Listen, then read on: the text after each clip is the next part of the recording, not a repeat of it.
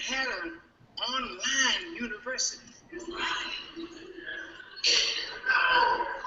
where people can sit and have classes in every discipline and don't have to leave their home.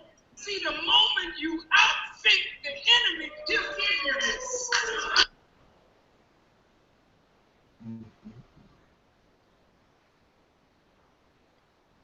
In the name of Allah, the Beneficent and the Merciful, I bear witness that there is no God but Allah, and I bear witness that the Honorable Elijah Muhammad is the exalted Christ, and I further bear witness that the Honorable Minister Louis Farrakhan is a reminder, leader, teacher, and guide in our midst. I would like to say Assalamu alaikum and welcome you all to the 4th episode of a new educational paradigm, and today we'll be focusing on science and technology. In particular, we're going to focus on computer technology. But as you know, as we always go with, is that we're focusing on 3 questions. What is the purpose of education? What should education do for our people? And what should be in a curriculum that will produce that? Today we have my 2 co-hosts joining me, Sister Deborah and Brother Fred, which you'll hear from a little later. But we're going to go ahead and get Brother Timothy to start us off. And just can you start off with just telling us a little bit about who you are and what you do? You want the long or the short, my brother? We'll take the short. Assalamu alaikum. Walaikum salam. My name is Brother Timothy Muhammad. First and foremost, a member of the Nation of Islam, established here in the West. My background and profession is in information technology, of which I've been doing since I was 15 years old. In this world, you would consider myself self-taught, but I don't believe there's anything called self-taught, because even if there's no one in front of you teaching you, whatever you're studying, someone put out there, and therefore at best you're self-learning. So I began to learn technology at 15 years old, went on to start my computer company when I was around 16 years old, which at that time was called Crescent Computer Services. Moving on up to today, I manage information technology for the Nation of Islam. And I'm the owner and operator of Supreme Technologies Group, which has a couple of subdivisions. One which is SCOM, which is a telecommunications company. We have created a telecommunications company which provides phone services and internet services to our people, to our community. And also Supreme Computer Services will open a new office on 87th Street, where we will serve directly our people for their computer needs, cell phone, tablet needs, and computer training, because we are going to open up a computer training facility soon to be able to educate all of our people in the way of technology and to help and provide jobs and stability for our community. Also, I am the proud husband to a beautiful wife, Sister Nadia Muhammad, and a father to 6 beautiful children. I won't go over all their names, but and I'm happy to be here, and I'm happy that you all have asked me to be here to serve and have a few words to share with you. That's the short.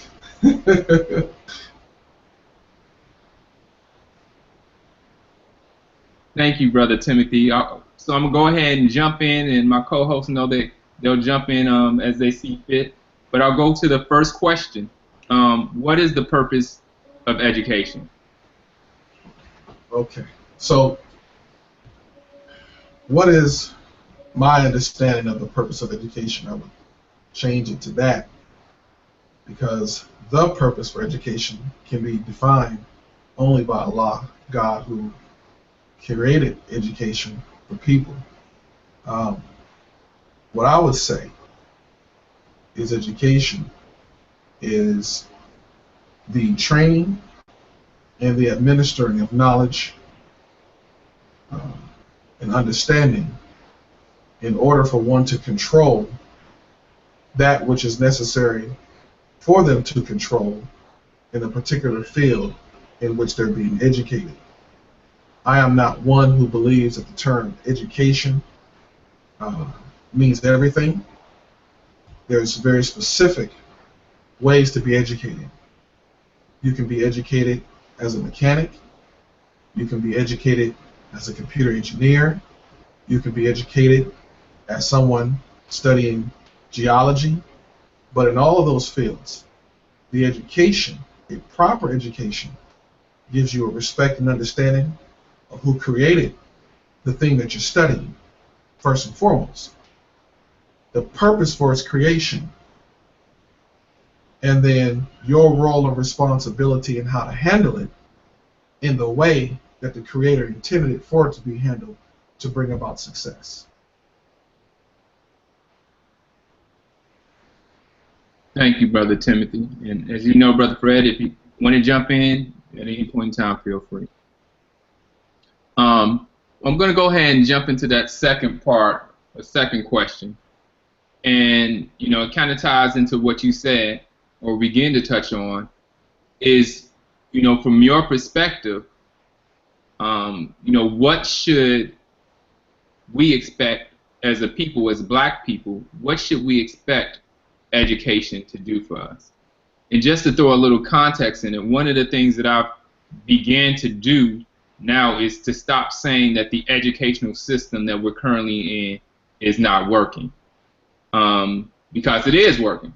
It's working. And if we see it that way, then it forces us to begin to look at, well, if it's working, then what position does that put us in? You know, if what is happening and what education is doing to us, if we see that it's intentional, and that those who are the architects and those who are on the higher level that are implementing it, that it's successful, then it should jar us kind of to make us look at it differently. But with that said, you know, we want to focus on the positive, on what we see the future as. And so from your perspective, what should education, you know, education is controlled by us. What should education do for our people? Okay, so specifically, when you get an education, that education should give you power to control and manipulate whatever your desire is on a particular object or thing, to see it do what you desire it to do. So the reason why we say the educational system is broken is because I can train you in something and then you come out with a degree and can't use it because you're really not good at it. You know, in my field, like I said, you would consider myself self-taught. At the age of 15, it's very important to understand my background. At the age of 15, I joined the Nation of Islam, which, by the way, I wasn't supposed to be able to do at 15. But, you know, God just had it for me. And shortly after that, I dropped out of school because the school was, number one, there was too much filth going on, and I could see the inroad of that. But more importantly, I used to tell my mother and people around me it's wasting my time. I knew what it is that I wanted to be. I knew what it is that I was going to do. I was teaching myself and learning technology. There were no courses offered for technology at my school at that time. And what was being offered was wasting my time. So when I began to study technology in my bedroom, upstairs, at my house, degree by degree, this education allowed me to control the computer. So you start out with something, you're looking at it, you don't understand it, you're interested in it. You begin to get educated, and as you get educated, you're able to control it and manipulate it for your desire. If you study it, or study a curriculum I give you, And in the end of that, you really can't control the object you've been studying to your own benefit. Then did I really educate you? You may have a certificate. I may have gotten paid for educating you. But did I really educate you? Now, where I'm at 20 plus years later, I run into brothers, and it's really a shame. And this is the reason why we're going to, by Allah's grace, start a computer training facility.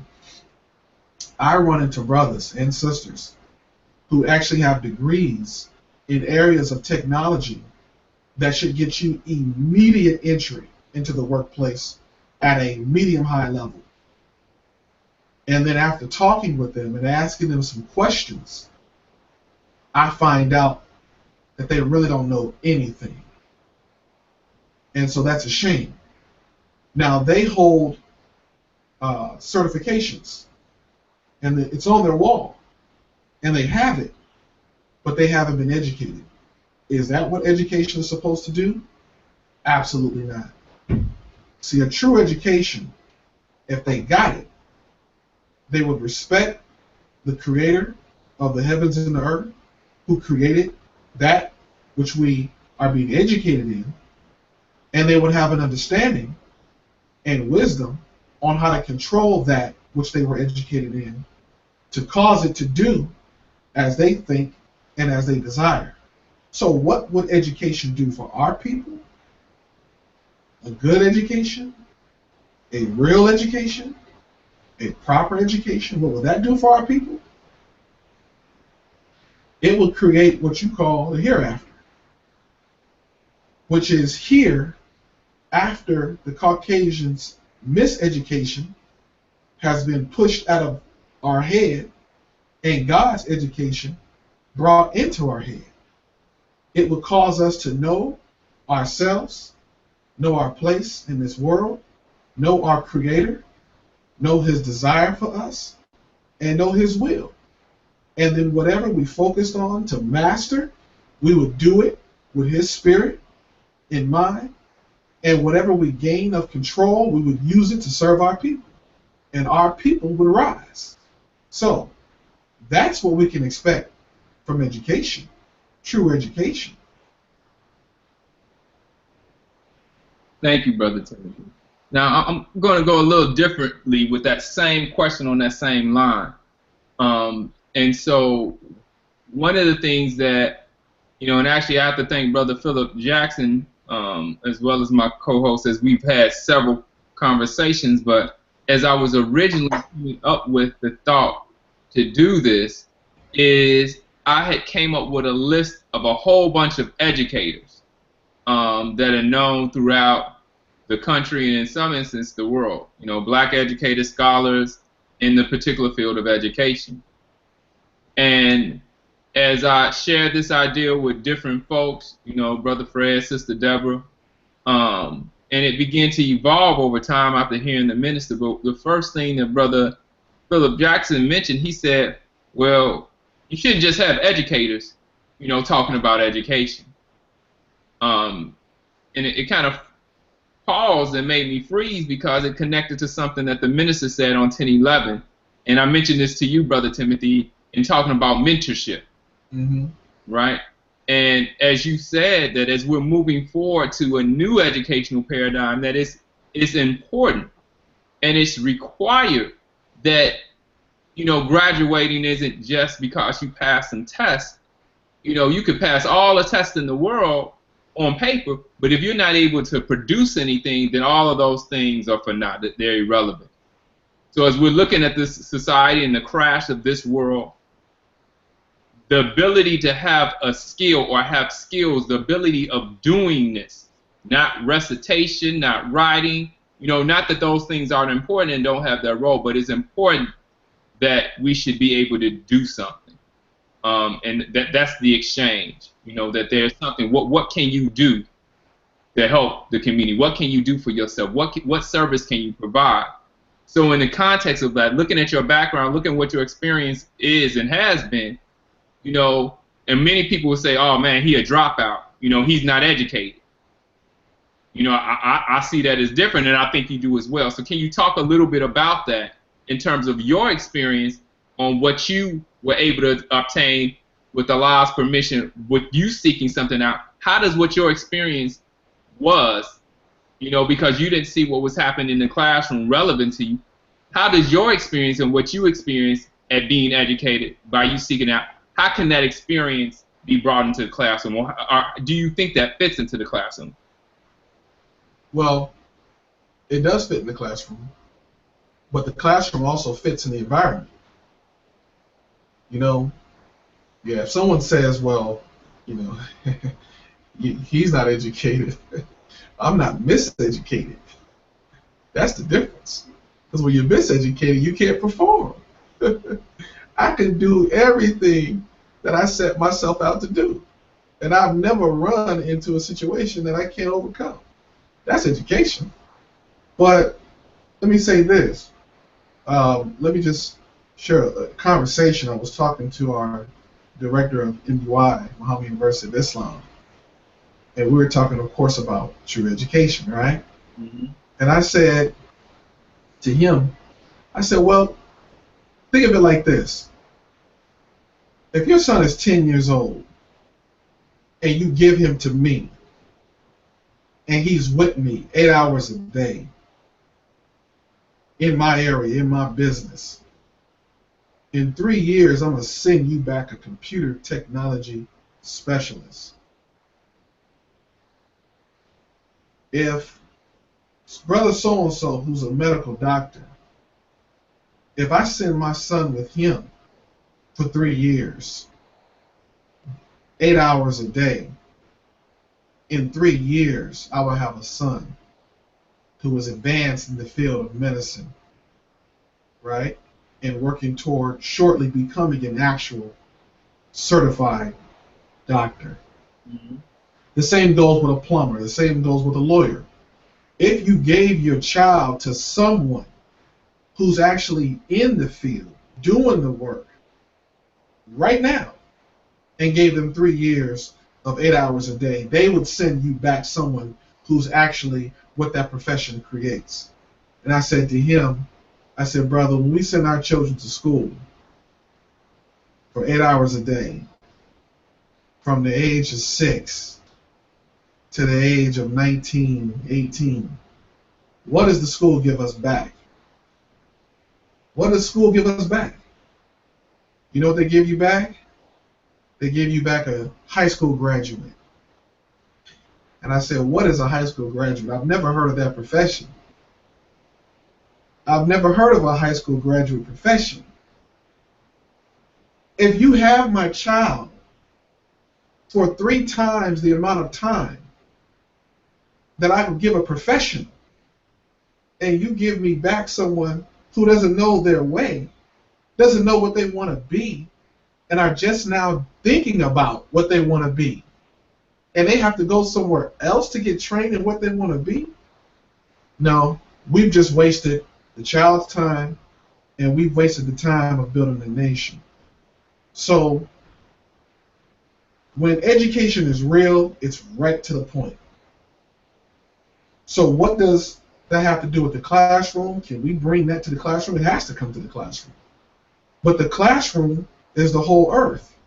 The classroom is the universe. There's no classroom, 4 walls, and that's it. That's not true lab. True lab is out there in the field. The Most Honorable Elijah Muhammad said you can teach, you can start a school under a tree. Because he said Islam is everything, sun, moon, and star. It's everywhere. So when you talk about bringing to the classroom that which will allow for true education, you have to pair that with the actual doing of something. And so I think the advice you got was very good about the show, because anyone who's educating children and even people have to pair them up with the environment in which they're actually to do that labor once they are proficient in it. So yes, but I think the classroom really needs to be brought out to the field. And if you're teaching people something, then they should be going on trips to be in that environment and to test these things out.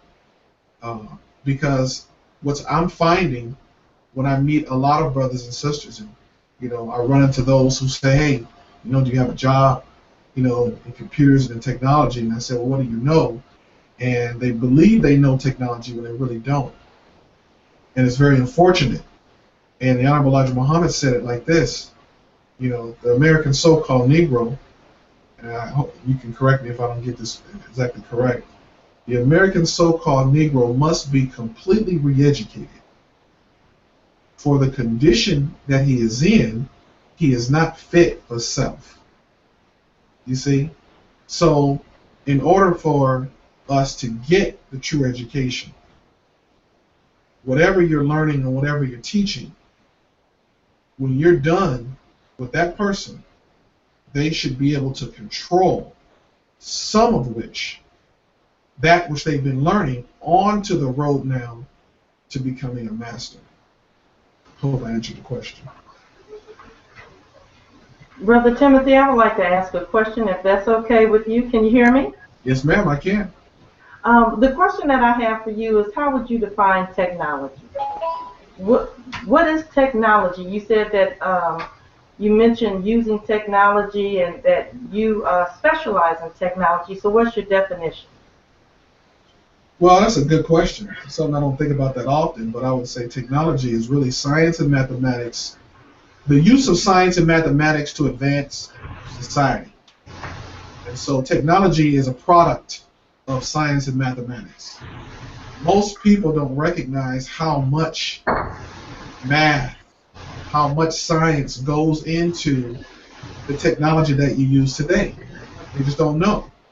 But without the advance in math and without the science, you cannot have what you call technology. So it's the use of math and science to advance the society through products, through services, and through new ways of doing old things. Okay, well, that's a great question. Great answer to the question. So I want to follow that up with another question. And I want to get a little esoteric because I want to go to that supreme wisdom. Yes. Because, we talk about modern equipment. Yes. And so how do you see technology, as you defined it, coupled with the lessons of the supreme wisdom, using it to advance society? Mm-hmm. Well, that particular problem, and what she's referring to in Supreme Wisdom, the last section of the Supreme Wisdom is called the Problem Book. That problem, I believe, is number 31. And it talks about a lion in a cage that has a difficulty. And that difficulty, number one, is finding the actual door to the cage that he's locked in and having the key to it. And the master says, and now with modern equipment, that he's able to make a faster pace because he gets out the cage and has 3,000 by 2,000, which is the layout of this country, to do his work. So, you tell me your question again, one more time.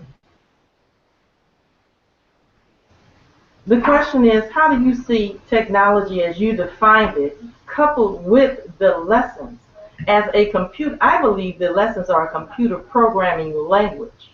Mm-hmm. I really do. That when we read it over and over again, it's like downloading a software onto the hard drive. Mm-hmm. How do you see that coupled with technology as a tool for making us advance faster and to find a way out the cage? So your question is, how do we use technology to find a way out the cage? Coupled with the supreme wisdom lessons. So, the supreme wisdom lessons, for those of us who believe in the teachings of the Most Honorable Elijah Muhammad, they come from God himself. God is asking his servant, the Most Honorable Elijah Muhammad, questions. And as he's training and teaching the Most Honorable Elijah Muhammad. The Most Honorable Elijah Muhammad is giving answers to these questions based on the learning and understanding that he has at the time. In the scripture, it says, "Let this mind be in you, the same in Christ Jesus." When I was 15 years old, sis, be very honest with you, when I was learning technology at the same time, I was head first in the Supreme Wisdom. And I was studying the Supreme Wisdom to the point of recitation by heart. And, you know, I worked at Taco Bell till they fired me for going to the Million Man March. You know, I was a good, I appreciated that. You know. Then I started working at Blockbuster Video, which, if there's anybody under like 20, that don't even exist in their minds. You know, and I'm 37. So I worked at Blockbuster Video, and during my lunch breaks, I would go into the lunchroom, and you know, they would say, "Are you going to eat anything?" And, no. And what was I doing? I was in there writing the lessons by heart. I was just writing them, page after page. And when I was on the bus, I was writing by heart out the lessons, page after page. I didn't drop out of school to be a fool. I dropped out of school to stop wasting time. Now, I can tell you that something happened for me by studying those lessons by heart so I can recite them by heart. Can I tell you exactly what happened? No. I can't. And I'd be a lie if I told you that. But I can tell you something happened. Because that was the time when I began to absorb this technology and self-learn the technology. You see? So how do we make this make sense to those who don't necessarily understand the teachings of Honorable Elijah Muhammad, who may be watching? You know, when the Honorable Elijah Muhammad taught us that revelation and the study of revelation and the conversation on revelation releases the highest form of electrical charge in the brain. In the brain. Well, whenever the brain is charged electrically, it is like the third eye. It's like open to absorb anything that it desires to study or to learn. And so a true education, that's why we're back to the education. A true education has to be paired with a knowledge of God and a knowledge of self. Because when you start releasing that electrical charge in the brain, you can teach anything and you can absorb anything. Because in that moment, you're wide open. You see? So I would say about this wisdom that we've been given, you know, it releases the highest form of electricity. And so therefore, at that moment in my life, I was able to absorb the technology and understand and get the feeling of technology, because, and that's very important. Many people see me do work, you know, and they see me solve these complex issues and problems, you know, and some people, they sit back, and people in the industry, you know, they sit back like, man, how do you do that? Well, you know, I've been wired because God's word has cracked me open and has wired me to Him. And since He is the one who created that which we use called technology, it opens me up to understand it more at the root. And that's very important. And so to answer that question, or to top it off, the wisdom of God must be paired with anything that is being studied and learned, because not only does it open you up to understand it greater, but it also gives you the perimeter by which to act in using it and developing your character and developing yourself, so that you don't use what you have for the wrong purpose and then lose God's favor. Because I tell you what, by the age 19, I was living with my mother, but I was making more money than her. And my mother was career military, okay? We had a big house, 5 bedrooms. But because I got a hold of these teachers at 15 and began to learn technology, by 19 years old, I was great. By Allah's grace, I was happy. And by the age 21, I got married and started my life and started my family. So that's it. You got to pair the wisdom of God with whatever it is you're teaching. Otherwise, you're like throwing stuff into a hole. If that answered your question, I hope it did. That was an excellent answer to the question, and that's what we have to get over to people that, you know, want to consider whether or not they'll put their children in a school that is has a curriculum based on the supreme wisdom lessons and the teachings. We have to understand that it opens you up to receive the knowledge of God.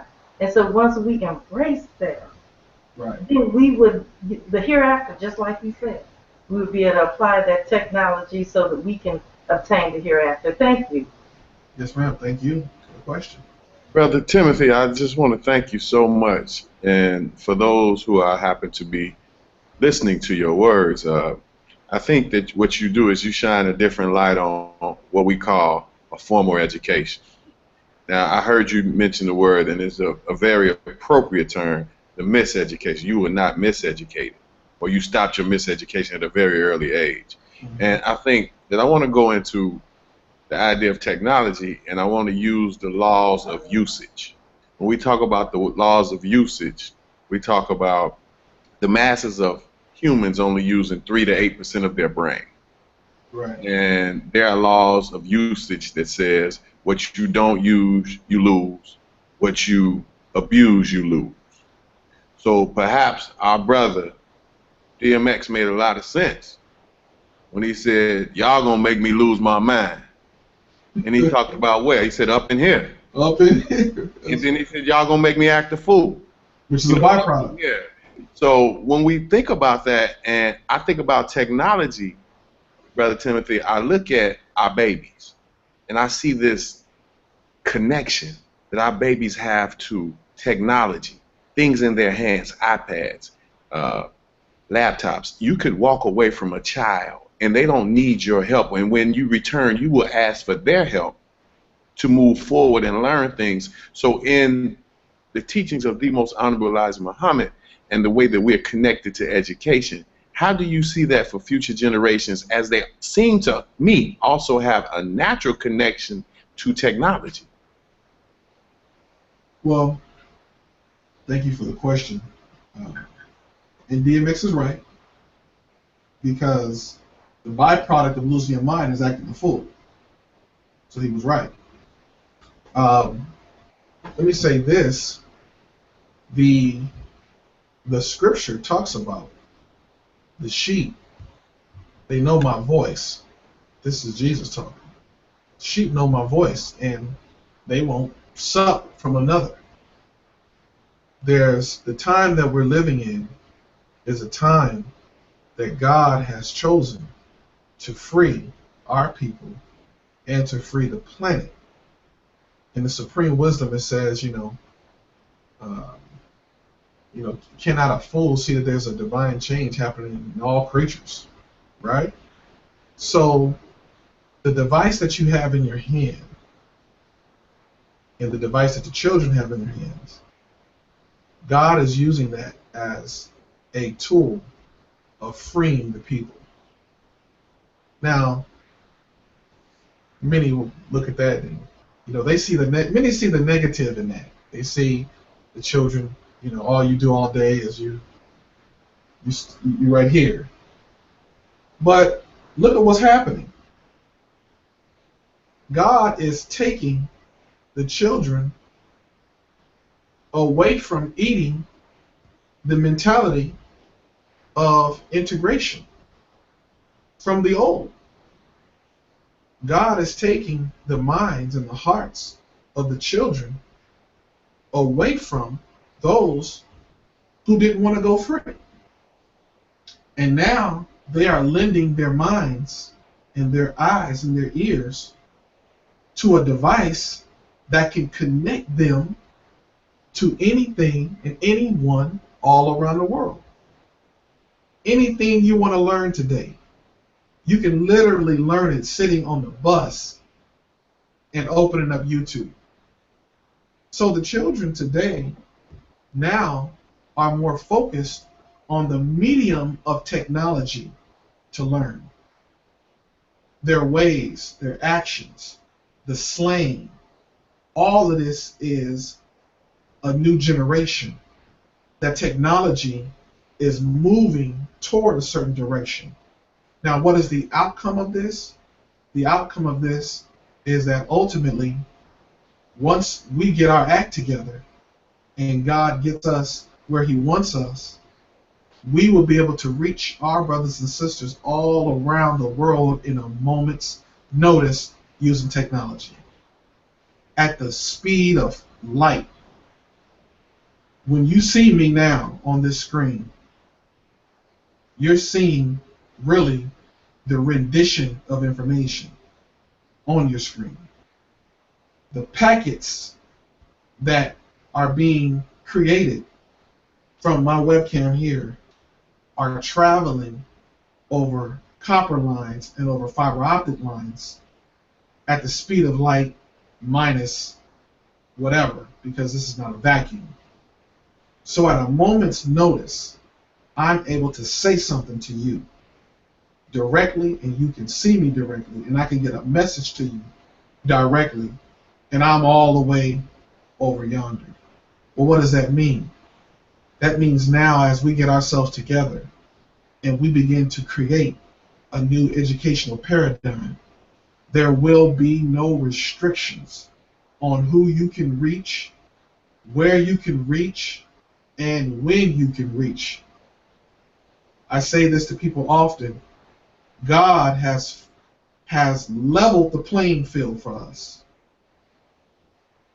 to where now, today, you can use modern technology to get done what you couldn't get done before. And so, to deal with that point of technology, brother, I would say, Brother Troy played a clip of the Honorable Minister Louis Farrakhan, where he talked about we need to start an online course, an online curriculum in an online school. Just imagine what happens, Brother Frederick, when we have a education in a curriculum that leads our people's minds toward freedom and independence. And that education that's being taught, or that curriculum that's being taught, is not only being watched and viewed in Chicago, but is being viewed somewhere down deep in Mississippi, where they barely have a lot of things, technology. And it's being watched somewhere in Brazil, with our brothers and sisters out there. What happens when we use technology to spread a message of independence? Our people will absolutely begin to rise. Just the same way you see Black Lives Matters, just the same way you see us rise and dealing with Trayvon Martin and these other things that are sparking us.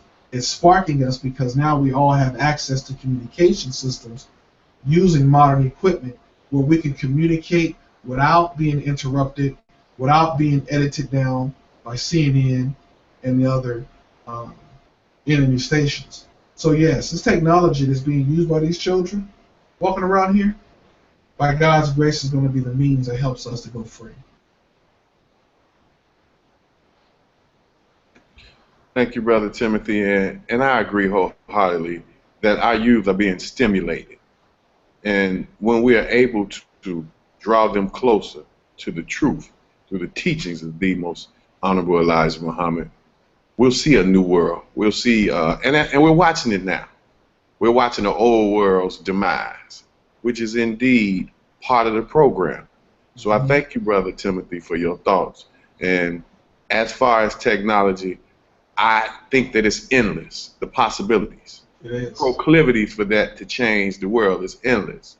So we have to definitely be aware of those who will control the technology and what they want to control it for. Thank you, Brother Timothy. Great answer. Yes, sir. And let me add something to that, brother. That's part of my work. as part of my work, God blessed me to start a telecommunications company where we provide phone services and now internet services to our community. And we're building out a large urban wireless network to be able to do that. But what is that for? Well, when we control the mediums of communication, we can start building a nation. You know, when the Italians want to gather together to discuss Italian American issues, they don't advertise on CNBC, MSNBC. When they want to discuss the state of the Italians in this country, you don't know about it because they have a communication network that doesn't have to loop through the communication network that you're attached to. When the Jews want to sit down and have a very serious conversation, did you see a couple of years ago that the Orthodox Jews came together and they took Yankee Stadium and packed Yankee Stadium full of Jews to discuss the Jewish community and where they wanted the Jewish community to go? I didn't see an advertisement for that. I didn't see on MSN all Jews who want to discuss the Jewish community and where we're going, meet us in Yankee Stadium, www.jewsgetbacktoourway.org. And, we have tickets you can purchase, with a travel agent and, sponsored by McDonald's. No, you just read about it after it happened. Well, that's our problem. We don't have a communication network. And so when we want to have a State of the Black Union, we have to bring in C-SPAN and CNN, MSNBC. We have to bring in McDonald's and KFC and, all of these people killing our community to sponsor it, and Budweiser, of all people, which means that the message must be controlled. Otherwise, it interferes with what they're doing. So part of my work, brother, by Allah's grace, is to work to build a communication network and communication systems by which our people can communicate without going through the general hub and spoke and loop of everyone else in order to get a message to ourselves. Thank you, Brother Timothy. You said a lot, and it really stimulated a lot of things. And I guess I started doing this with the last show. Is I'm gonna push you to help me to help us, because you've heard me mention the online education piece in the past, and it's just really that time for us to link up and move forward with those things. One statement I have actually. There was a program sponsored by Black Star Project today, and in it, one of the keynote speakers, it was a mass black male graduation, and one of the keynote speakers, he made a statement about from pre-K to third grade, there's a focus on teaching you how to read. So up to third grade, he said that the focus is for you to learn to read. And he said after that, from fourth grade on, the focus is supposed to be more so on you reading to learn. So if we're looking at right now, I think they said I'm going to do some low numbers, but they're saying that people are graduating from high school and 80% of us, and I think that's actually a low number, are not able to functionally illiterate. So we're looking at if from preschool to third grade you didn't get it, then you kind of already on a path to we know where. And of course, many of us have heard about the stats that they look at those grades, the third and fourth grade test scores, to determine how many prisons they're going to build. But just reflecting on some of your words that came to mind. But really wanting to look at how do you see this online education, and with the use of technology. We know that has captured our children's minds. It has captured their interest, and in many instances, unfortunately, the teachers aren't able to hold their attention. and sometimes students are labeled with ADD and ADHD, but when they're in front of the video games, there doesn't seem to be a problem with their attention being held.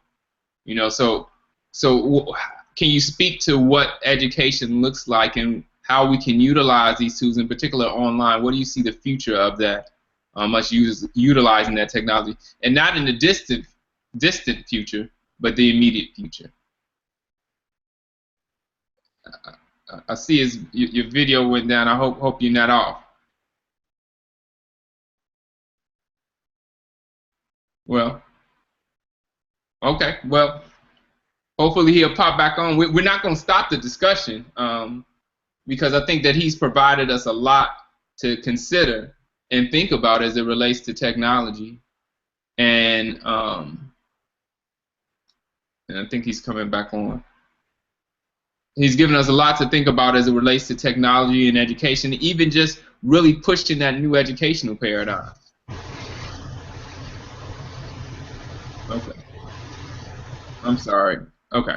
And what that new educational paradigm looks like, and just when we look at him as an individual that many of would have just left off as a college dropout, you know, he hasn't allowed that to be something that, you know, that he would fit into those statistics of just being a dropout, and we know where we typically say that does go down the line. So basically, Brother Timothy, are you back on? Can you hear me?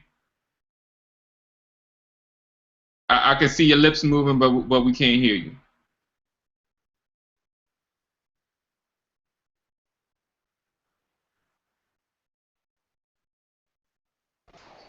Can you hear me now? Yes, sir. You're back on. Okay. But I just kind of start throwing out where do you see in the near future? What can we do with this technology that has captured the interest in the minds of our children, and not just our children, our adults? You've kind of touched on it in some areas, but you know that second part, which actually goes into a little bit that last question, a little bit. But what can you see us doing in the immediate future with technology so that we begin to push this new educational paradigm? Looks like we lost him again. Yeah. So I'll throw that out to us. You know, what are the things that we think that we can begin to do utilizing this technology, because we're removing the barriers of time and space and cost. So how can we take advantage of this? Pardon me, you all. Can you all hear me? Yes, sir. We can hear you now, Brother Timothy. Yeah, so we are talking about technology, right? This is... Yes, sir.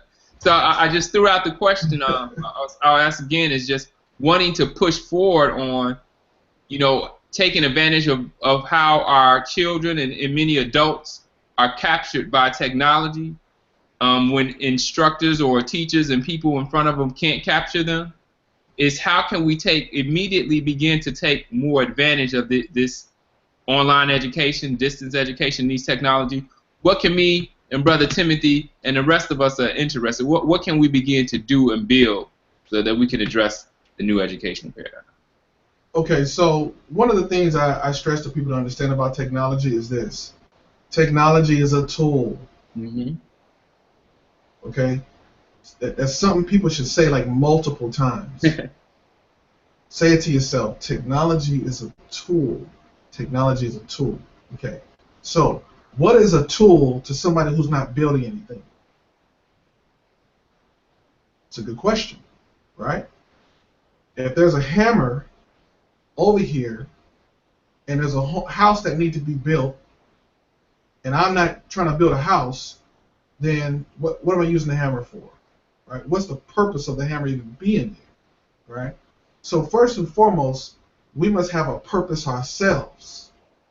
We must have a mission. And then we must utilize technology as a tool to get our mission on rocket boosters.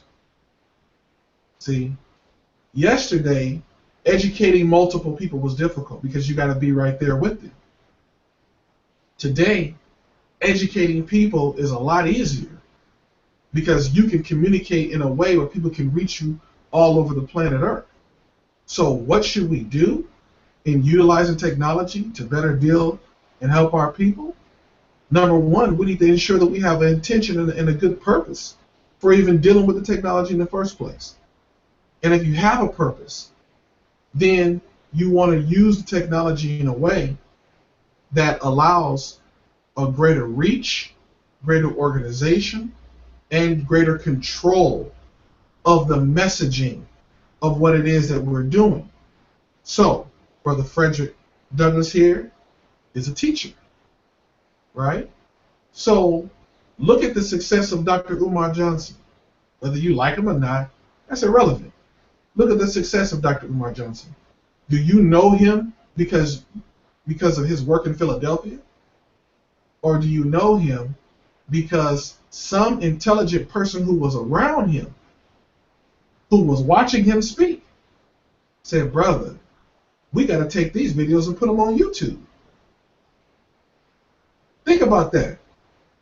With all his brilliance that he has, whether you agree with all that he says or not, his brilliance would be locked up in Philadelphia, into wherever he was.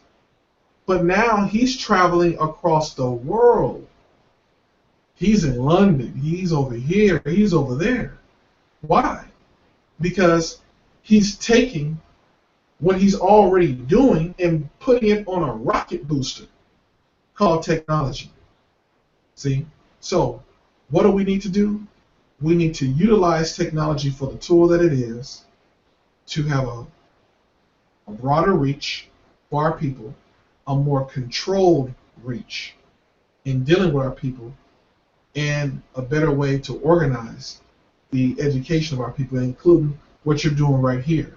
I'm 100% behind you, brother, and supporting you and Brother Frederick and our dear sister Deborah, because this is the new medium of communication for our people. It's not just face-to-face. It's online. This message right now, this conversation that we're having, is going to be put up for later broadcast. So not only do you get the people that were available to listen now, but you get the people who are available to listen later. That is a much greater reach than we had before, when we had to do hand-to-hand. So technology is a tool, and when you treat it as a tool, you will approach the technology for its purpose use. Brother said utility. If you don't use it, you lose it. That's very important. You use it as a utility. And if you don't know what to do, then you really have to sit back and ask yourself, do you even know what you're doing? Because the technology is like a tool, a set of tools laid out on a table. You just pick one, and you'll find yourself being able to be more successful as long as you have the right intentions behind you. I hope that answered your question. Yes, sir. But I'm going to do the same thing I did with my previous guest, Brother Torre, is, you know, there's some things that he shared, and I said, man, we're going to talk before the end of the month, and I'm going to put that thing in. And Brother Torre and I have had the opportunity to be in communication about some of the things that he talked about on the previous show so that we can move forward. But I'm going to put that on you as well as myself. We can't let July get out. We can't let it get out of July without making sure that we sit down and take some time to think about how we can move this forward and work together. Yes, sir. Well, you are invited to come to my office, brother. And you and Brother Frederick and Sister Deborah's not here, but, you know, even via conference call and working together. Because this is not a conversation that ends in a conversation. Right. You know, this is a spark that ends in combustion, that turns a piston and moves it. And then you pull the gear and let go and let this car start moving. Yes, sir, I'm with that. So I'm going to, even though, of course, the questions begin to overlap at some point in time, but I'm still going to go ahead and end with this question. Probably it'll sprout out like it usually does a little bit more. But always want to end on what should be included in the curriculum to fulfill our expectations. And that question was really important to me because it actually, you know, responding to the minister's call for a new curriculum for all ghetto schools, is we want to make sure that we begin to collect some bullet points. I know you talked about them throughout the presentation, even from the beginning. So if you can just leave us with those. What are some key components that need to be in the curriculum so that it does what you believe it should do? Brother, for those who may not understand, they don't know and understand necessarily why God is so important, why understanding Him and keeping Him in the forefront is so important. And you end up, communicating with people and they think that you're just being religious. They don't understand. So what's important for all education? Number one is a knowledge of God. Because regardless to what you're attempting to learn, it all came from Him. Just imagine that. If the best knowledge of how to handle your vehicle is from the manufacturer that created the vehicle, correct? Yes, so when you buy a new vehicle, a vehicle that you didn't create yourself, a vehicle that in truth you barely even understand how it works. When you want to know how to do this or do that, you have to go look at the owner's manual, which was written by the people who created the vehicle, because they know best how to handle it and how to maintain it and how to use it to get the best out of it. In order for you and I to be properly educated and or educators, the curriculum has to include a knowledge of God, which then in turn brings you to a knowledge of yourself. See, I had a very large disinterest in school. Massive. I'm talking about elephantitis mode. Do you understand what I'm saying? Now, by all accounts, I was smart. My mother or anyone else, when they bought me toys, I played with them for a minute and I took them apart. Then I put them back together. My mother bought me a remote control car. She stopped buying me things like that because she'd give me a remote control car, and a week later I turned it into a remote control boat. So when I wanted to sit down and pass a test, nothing. But I had such a large disinterest in school. But you know what? I got a hold to the teachings of Honorable Muhammad. And when I started reading about God, the originator, the black man, my purpose in life, and that I was an original man, and I was actually the owner of the earth, and I know every square inch of it, and I can choose for myself to do with it what I want to, bam, the light came on. And it was at that moment that I was able to discipline myself and focus on learning technology to the point where I was able to start a business at 16 years old in computers and begin to service people. So that knowledge of self was critical, because without that, I didn't have the springboard by which to learn in the first place. What am I learning for? Okay, so knowledge of God, knowledge of self, right? And what's very critical about educating people is giving them the tools to learn. If you teach me something, that's one thing. But if you show me how to learn, you can just walk away and come back later, and I'll have more knowledge than I did when you left me, because you showed me how to learn. And that's very important.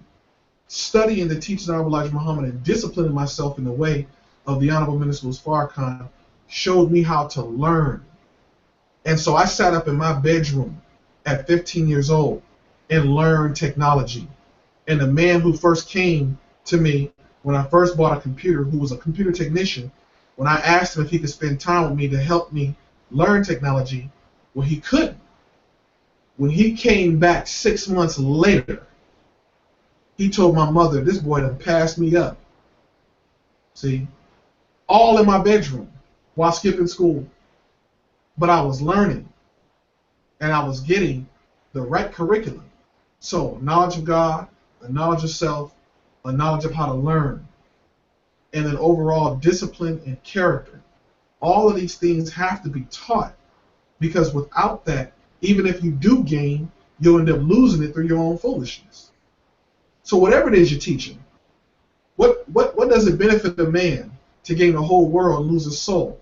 Why do you think these brothers are running around here? And it's funny because my wife and I were driving down the street a couple of days ago. We left my office. We're doing a demo of my new office. We left my office. I was showing her some updates. You know, I saw Derrick Rose driving down the street, right? And so it's funny that we complain and we're mad at all these athletes that when they get these millions of dollars, we don't see none of it. It doesn't come to help us. Well, what's the reason for that? Because you didn't give them a knowledge of self. You didn't give them a knowledge of self. And because you didn't give them a knowledge of who they are, when they went and got their money, they focused on themselves and whoever's around them. But they didn't focus on their community and their people.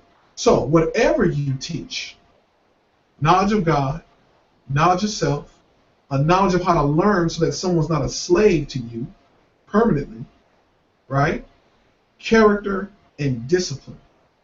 And when you put all those things together, you have a student that's ready to master something, whatever it is they put their mind to. That's my answer, dear brother. Thank you, Brother Timothy. Well, we're actually past that 1 hour, but want to just see if Sister Deborah or Brother Timothy or Brother Frederick, if you have any closing comments before we end the show. Well, I would like to say that Brother Timothy is right on it. And you never can underestimate the power of the knowledge of God, the knowledge of self, the knowledge of the enemy and the time and what must be done in sparking within the individual the requisite, I guess, as he said, rocket boosters in order to become God. And so we have to undergird whatever we teach with those requisite knowledges so that way that we will produce, you know, the God, we will produce the Muhammad, the FOI, the MGT that Master Fard Muhammad came to make us. So it's so important that we understand that that's what the Honorable Minister Louis Farrakhan has been asking us to do all this time. He's been asking us to create a curriculum that is based in that. And if you put that at the base, you are guaranteed to produce a Brother Timothy, a God in his field. You're guaranteed to produce a God in whatever field of endeavor that they get engaged in. So I think you're right on, brother, and we look forward to working with you to help as we develop this platform for there are so many believers around the nation and others, such as Brother Frederick, that have courses that are already canned and ready to go. All we have to do is bring them to the parking lot, put them there, and let them be open for consumption. So we most definitely look forward to working with you so that we can begin to move and act on, in a real way, what the Honorable Minister Louis Farrakhan has asked for us to do. Thank you for coming on. We thank you so very much. May Allah bless you, and Ramadan Mubarak. Ramadan Kareem, and I thank you all for having me. Brother Timothy, I appreciate your sentiments, your thoughts, your wisdom, and sharing your vision as well as your history. I think someone around the world, as you say, through technology, will be able to listen to your words, compare and contrast their situation, use it as a baseline of understanding and grow from that. And more so, I really appreciate just the way that you use the idea of what technology really is, and we need to repeat that to ourselves as a vehicle. And we need to make sure that our young ones understand that this vehicle is a vehicle for wisdom, knowledge, and understanding, building a new world under the thoughts of the messenger, as well as his prize student, the Honorable Minister Louis Farrakhan. So, brother, continued success. I know that you will be successful. And indeed, we thank you so very much. Allahu Akbar. Allahu Akbar, my brother. And of course, once again, I'm going to echo the same thing that they they said, and thank you for coming on the show. Sometimes when I kind of thought of some guests, it may seem strange to some people on, well, what does he have to do with education? What does that person have to do with education? But that knew if we continue to do the same thing the same way we've been doing it, we'll get the same results. So that new educational paradigm is going to have to push us to do something new and different. So what your experience has been, is sometimes we don't necessarily value or see what our experience, the value of our experience, and how that could benefit others. So once again, thank you, Brother Timothy, and not just for this, but I'm going to thank you for the future as we continue to work together and do what we know the Honorable Minister Louis Farrakhan, his Christ, and of course God in person desires and wants us to do. So thank you, Brother Timothy. What I would like you to do is to leave out, on just kind of sharing with us how people want, I know you got services, that you can offer people, and you're not, of course, since we're using technology, we're not limited by distance. So No. if people want to get some of those technology services, what are some of those services that they can get? If you can just close out and sharing that information and how people can get in contact with you. Well, I'll close out by saying this also, just real quick. In all of the things that we do, have faith in Allah. Have faith in God. He will guide you when others can't guide you. He will guide you when it looks like there's nothing but darkness. He will guide you directly. Okay? Very important. My services, as far as here in Chicago, we're actually building our new office out. And you'll be able to come into our office, because my primary business is IT consulting. And, God just turned my mind toward computer services because he wants me to put my hand and be able to touch the people. Most of the people in the community don't need IT services. Most of the people need their phone repaired, their tablet repaired, they need their computer worked on, some viruses removed. So we're pushing our computer store that we're building right now on 87th and Cottage, right in the Gentle Dream Team Plaza. You will see us soon, live, bright. You'll see the logo. If you got a computer issue, anything of that nature, you'll be able to bring it to our office. If your phone is cracked or broken, you need some repair, we'll be able to do that for you. And also, if your spirit is cracked and needs some repair, we'll do that for you too while we're working on your phone. Because this is a holistic thing, man. We don't take and not give. You understand? So our other company, SCOM, which is the telecommunications company, if you want to call us, you can call us at 773-321-2614, and we can get you phone services for your business. And we're building out our wireless network. We got our first cell tower about 8 months ago. We're working on a couple other towers in the area, and by God's grace, soon we'll be able to hit the whole entire south side of Chicago with our internet and our communication system and bypass everybody else by God's grace. So that's what we offer right now, brother. Thank you, Brother Timothy. And as we always do, we're going to leave off with a video of the Honorable Minister Louis Farrakhan. Hey, man, let's go. Assalamu alaikum, and look forward to seeing you next time on the new educational paradigm. Ramadan Mubarak. Ramadan Kareem.